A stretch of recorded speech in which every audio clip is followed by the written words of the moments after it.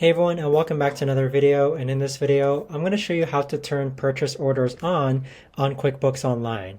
Now this video is going to be particularly useful for individuals. Let's say that you want to turn purchase orders on. How do you actually go about doing so if you're new to QuickBooks Online? Now this video is going to be short, sweet, and simple, guys. There's not going to be a lot of steps involved. In order to do this, what you're first going to do is log on to QuickBooks Online. Then on the upper right hand corner, you want to click on this gear icon. Then you want to click on Account and Settings. After you click on Account and Settings, you want to go ahead and scroll down to where it says Expenses and click on Expenses. Now this is the really important step, guys. You're going to see a section here called Purchase Orders, Use Purchase Orders, and it's set to off. If you want to go ahead and turn this on, click on the pencil icon and then turn it on, and then you could actually set the custom transaction numbers or the default message on purchase orders and then click on Save.